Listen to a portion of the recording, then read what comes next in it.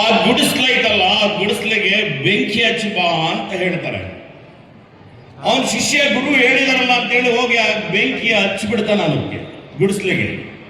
ಎಲ್ಲ ವಿದ್ಯಾರ್ಥಿಗಳು ಬಂದು ಅವನು ಹೊಡಿತಾರೆ.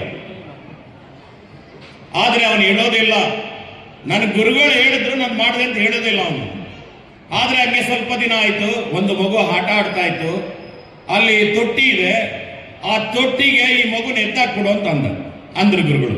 ಆ ಮಗುನ ತಗೊಂಡು ತೊಟ್ಟಿಗೆ ಹಾಕ್ಬಿಟ್ಟ ಅವನು. ಸರಿ, ಅವರೆಲ್ಲರೂ ನೋಡಿ ಎತ್ಕೊಂಡ್ ಬಂದು ಮಗುನ ಒಳಗೆ ಹೊರಗೆ ತಗೊಂಡ್ಬರ್ತಾರೆ, ತಿರ್ಗಾ ಅವನು ಹೊಡಿತಾರೆ. ಕಡೆಯಲ್ಲಿ ಗುರುಗಳಿಗೆ ವಯಸ್ಸಾಯಿತು. ವಯಸ್ಸಾದ್ಮೇಲೆ ಎಲ್ಲ ಶಿಷ್ಯರಿಗೂ ತುಂಬಾ ಆತ್ಮೀಯವಾಗಿ ಏನೇನು ಕೊಡ್ಬೇಕೆಲ್ಲ ಕೊಡ್ತಾ ಇರ್ತಾರೆ. ಕೊಡ್ಬೇಕಾದ್ರೆ ಎಲ್ಲರಿಗೂ ಕೊಟ್ಟಾಯ್ತು. ಆದ್ರೆ ಗುರುಗಳು ಹೇಳಿದ್ರೆ ಏನ್ ಹೇಳಿದ್ರೆ ಅದು ಮಾಡ್ತಿದ್ನಲ್ಲ, ಅವನಿಗೆ ಏನು ಉಳಿದಿಲ್ಲ. ಕಡೆಯಲ್ಲಿ ಗುರುಗಳು, ಏನೋ ನೀನ್ ಮೊದ್ಲೇ ಬರಬಾರ್ದನೋ, ಏನಾದ್ರೂ ಕೊಡ್ತಿದ್ದೆ ನಿನಗೆ, ದಂಡನೋ ಕಮಂಡ್ಲನೋ ಏನೋ ಕೊಡ್ತಿದ್ದೆ, ನೀನು ಬರೋದು ಲೇಟ್ ಮಾಡದಲ್ಲ, ಏನ್ ಕೊಡೋದು ಅಂತೇಳಿ ಅವನ ಹಸ್ತವನ್ನ ಆ ಶಿಷ್ಯನ ಮೇಲೆ ಇಟ್ಟು, ನಿನಗೆ ಸರ್ವ ಉತ್ತಮನಾಗಿ ಈ ಪ್ರಪಂಚದ ಬೆಳಕಾಗುವಂತವ್ರಿಗೆಲ್ಲ ನೀನು ಗುರು ಆಗುವಂತ ಆಶೀರ್ವಾದ ಮಾಡ್ತಾರೆ. ಬಹುಶಃ ನಿಮಗೆ ಗೊತ್ತಿರಲಿ, ಆ ಗುರು ಯಾರು ಅಂತಂದ್ರೆ ವೇದ ಧರ್ಮ ಮುನಿ ಅಂತೇಳಿ. ಆದ್ರೆ ಆ ಶಿಷ್ಯ ಯಾರಪ್ಪ ಅಂತಂದ್ರೆ ಸಂದೀಪನ ಅಂತ. ಸಂದೀಪನನ ಶಿಷ್ಯರು ಯಾರಾಗ್ತಾರೆ ಅಂತಂದ್ರೆ ಸಾಕ್ಷಾತ್ ಶ್ರೀಕೃಷ್ಣ ಪರಮಾತ್ಮನೇ ಅವರ ಶಿಷ್ಯ ಆಗ್ತಾನೆ, ಬಲರಾಮನೇ ಅವರ ಶಿಷ್ಯರಾಗ್ತಾನೆ. ಅಂದ್ರೆ ಗುರು ವಾಕ್ಯಗಳನ್ನ ಯಾರು ಶ್ರದ್ಧೆಯಿಂದ ನಿರ್ವಹಿಸ್ತಾರೋ, ಅದಕ್ಕೆ ಒಂದು ವಚನದಲ್ಲಿ ಹೇಳುವ, ತನುವನ್ನಲ್ಲಾಡಿಸಿ ನೋಡುವೆ, ಮನವನ್ನಲ್ಲಾಡಿಸಿ ನೋಡುವೆ, ಧನವನ್ನಲ್ಲಾಡಿಸಿ ನೋಡುವೆ, ಇದಕ್ಕಾವುದು ಅಂಜದಿದ್ದರೆ ಭಕ್ತಿ ಕಂಪಿತ ನಮ್ಮ ಕೂಡಲ ಸಂಗಮ ದೇವ ಅಂತ ಒಂದು ಮಾತು ಹೇಳ್ತಾರೆ. ಅಂದ್ರೆ ಭಕ್ತಿ ಎಲ್ಲಿ ಬರ್ಬೇಕಂತಂದ್ರೆ, ನೀವಿಲ್ಲೆಲ್ಲ ಬಂದಿದ್ದೀರಾ ಅಂತಂದ್ರೆ ನಿಮ್ಮ ತನುವನ್ನು ಅಲ್ಲಾಡಿಸಿ ನೋಡುವೆ. ಅಂದ್ರೆ ತನು ದೇಹ ಅಳ್ಳಾಡಿಸಿ ನೋಡ್ತಾ ಇರ್ಬೇಕಾದ್ರೆ, ಇಲ್ಲ ಅಯ್ಯೋ ಎಲ್ಲೋ ಹೋಗ್ಬೇಕಲ್ಲಪ್ಪ, ಕುತ್ಕೊಳಕ್ ಆಗ್ತಾ ಇಲ್ಲಪ್ಪ ಅಂತಂದ್ರೆ ನೀವು ಅಲ್ಲಿ ಫೇಲ್ ಆಗ್ತೀರ. ಮನವನ್ನು ಅಲ್ಲಾಡಿಸಿ ನೋಡುವೆ, ನಿಮ್ಮ ಮನಸ್ಸು ಮನೆ ಕಡೆ ಏನಾದ್ರೂ ಹರಿದಾಡಿದ್ರೆ, ಇಲ್ಲ ಇನ್ನೆಲ್ಲಾದ್ರೂ ಊಟದ ಕಡೆ ಹರಿದಾಡಿದ್ರೆ, ಇಲ್ಲ ಇನ್ನೆಲ್ಲಾದ್ರೂ ನೀವು ಪಕ್ಕದಲ್ಲಿ ಕೂತಿರೋರ್ ಬಗ್ಗೆ ಚಿಂತನೆ ಮಾಡಿ ಮಾತಾಡ್ತಾ ಇದ್ರೆ ಅಲ್ಲಿ ಫೇಲ್ ಆಗ್ತೀರ.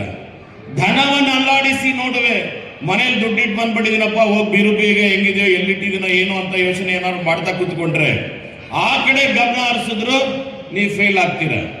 ಇವು ಮೂರಕ್ಕೂ ಹಂಚದಿದ್ದರೆ ಭಕ್ತಿ ಕಂಪಿತ ನಮ್ಮ ಕೂಡಲ ಸಂಗಮ ದೇವ ಅಂತ ಹೇಳ್ತಾರೆ.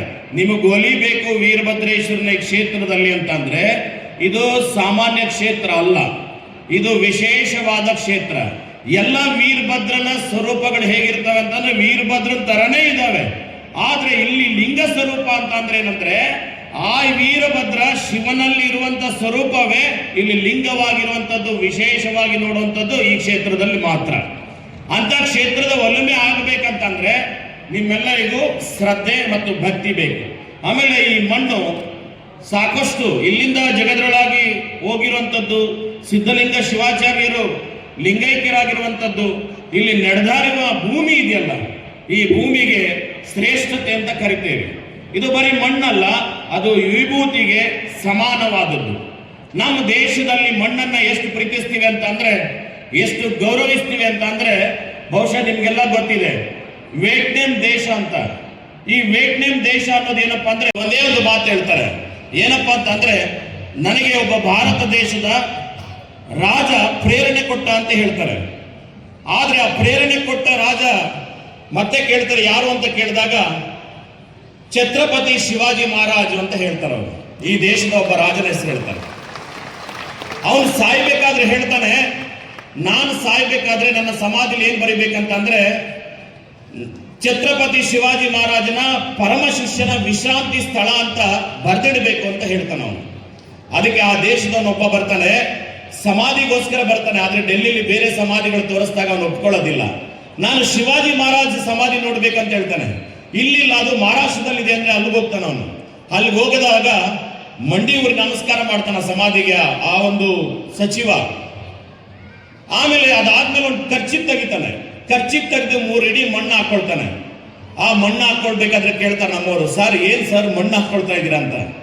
ಈ ಮಣ್ಣು ಯಾಕೆ ತಗೊಂಡು ಹೋಗ್ತಾ ಇದ್ದೀನಿ ಅಂತಂದ್ರೆ, ನನ್ನ ದೇಶದಲ್ಲಿರುವಂತ ಮಣ್ಣಿಗೆ ಬೆರೆಸಿದ್ರೆ ಈ ದೇಶದಲ್ಲಿ ಏನು ಹುಟ್ಟಿದ್ನೋ ರಾಜ ಅಂತ ರಾಜನೇ ನನ್ನ ದೇಶದಲ್ಲಿ ಹುಟ್ಲಿ ಅಂತೇಳಿ ಆ ಮಣ್ಣನ್ನು ತಗೊಂಡೋಗಿ ಬೆರೆಸ್ತಾರೆ.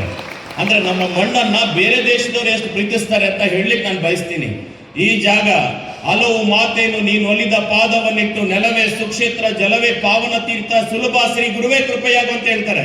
ಇಲ್ಲಿ ಸಾಧು ಸಂತರು ಈಗ 5-6 ದಿನ ನಡೀತಾ ಇರ್ತಾರಲ್ಲ, ಈ ಭೂಮಿ ತುಣಿದಂಗೆಲ್ಲ ಈ ಯಡಿಯೂರು ಮತ್ತು ಭಕ್ತರು ಯಾರಿದ್ದೀರೋ ಅವರೆಲ್ಲ ನಿಜವಾಗ್ಲೂ ಎಷ್ಟು ಜನ್ಮದ ಕರ್ಮ ಮಾಡಿರ್ತೀರೋ ಅದೆಲ್ಲ ಪರಿಹಾರ ಆಗ್ಲಿಕ್ಕೆ ಈ ಯಡಿಯೂರಿಗೆ ನೀವು ಬರಲೇಬೇಕಾಗ್ತದೆ ಈ ಕಾರ್ಯಕ್ರಮಕ್ಕೆ.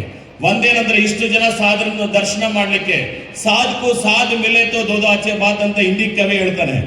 ಸಜ್ಜನಕೋ ಸಜ್ಜನ್ ಮಿಲೇತೋ ಚಂದನ್ ಬೇ ಕರ್ಪೂರ್ ಅಂತ ಹೇಳ್ತಾರೆ.